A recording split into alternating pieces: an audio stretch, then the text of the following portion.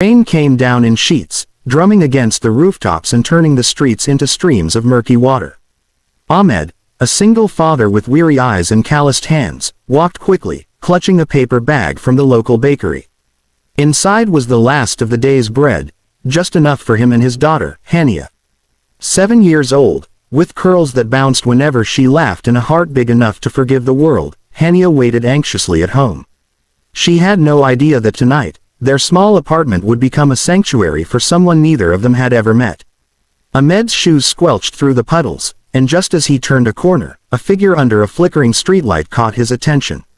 She was sitting on the curb, hunched over, shivering violently in the cold rain.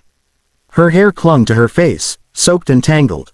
Her clothes were torn, but the faint glimmer of expensive fabric suggested wealth she clearly could not access right now. The girl's eyes were red, swollen from crying, and she hugged her knees to her chest as if shielding herself from the world. Ahmed paused. "Are you okay?" he asked, his voice gentle, unsure if he should approach. The girl looked up, and for a moment, her gaze was wary. I have nowhere to go," she whispered, her voice trembling. "Please don't call anyone." Ahmed's heart clenched. He barely had enough for himself and Hania, yet something inside him urged him to act. Without thinking too much about the consequences, he said, "You can stay at my place, just for tonight. I'll make sure you're safe."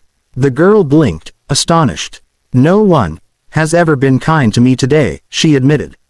Her voice cracked, and with that, Ahmed found himself carrying the stranger home, shielded partially under his worn raincoat. Hania, peeking from the window, was the first to notice. Her eyes widened at the sight of the drenched girl, and without hesitation, she ran to offer her small blanket. "Here," she said, her little hands shaking as she held it out. "You can use this." The girl smiled faintly, though it didn't reach her eyes. "Thank you," she whispered. That night, the three of them sat around the tiny wooden table, eating the leftover bread Ahmed had scavenged. The apartment was cramped, filled with the smell of damp clothes and frying oil, yet somehow, in that small space, warmth radiated. The girl, who would later introduce herself as Zara, watched Hania play with her wooden toys, a curious innocence untouched by wealth or privilege, and for the first time in days, she allowed herself to feel safe. Ahmed didn't ask questions about her life or why she had been alone on the streets.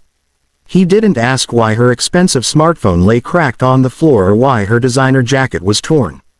All that mattered was that she needed shelter, food, and a moment to breathe. By the next day, Zara had begun to settle in. She helped Hania with her homework, wiped down the kitchen counters, and even offered to wash Ahmed's uniform. There was an unspoken gratitude in her gestures, a gentle way of returning the kindness she had received. Yet, under the surface, she carried a heavy secret, a life of wealth and expectation that had suddenly felt like a cage. That evening, as the three of them shared the small meal Ahmed could afford, tears welled up in Zara's eyes. "I need to tell you something," she said, her voice barely above a whisper. "My father, he's a millionaire. Our family is, we're rich. But I ran away. We had an argument, and I felt trapped. I didn't know if anyone would care about me if I just disappeared." Ahmed looked at her, expression calm but kind. "You're safe here," he said simply, his words carrying a weight of truth that needed no embellishment. In that instant, Zara felt something she hadn't felt in a long time, unconditional acceptance. No judgment, no pressure, just humanity. The next morning, rain still tapping softly against the windows, Zara made a decision. She would contact her father, but not before leaving a mark of gratitude for the man who had shown her real kindness. She explained her plan to Ahmed, who nodded, silently acknowledging the trust she placed in him. By late morning, a sleek black car pulled up outside the apartment. Men in suits jumped out, moving quickly toward the building. Zara froze for a moment, fear and anticipation mingling in her chest, before running toward them. "Papa!" she cried, launching herself into her father's arms. Her father held her tightly, his eyes wide with relief and guilt. "I thought I'd lost you," he said, voice shaking.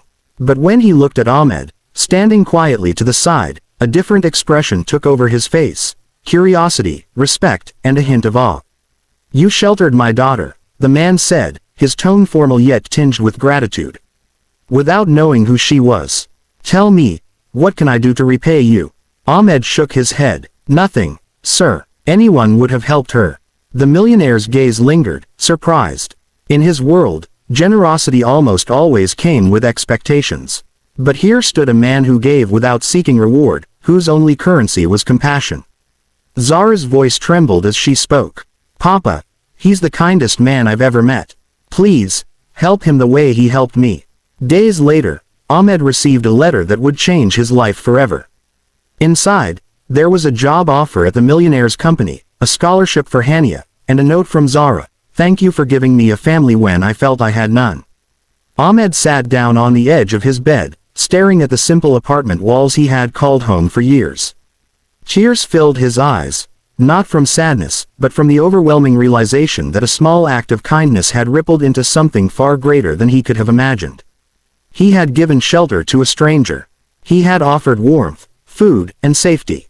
And in return, his life had changed in ways he never could have predicted. In the weeks that followed, Ahmed's life transformed gradually but profoundly.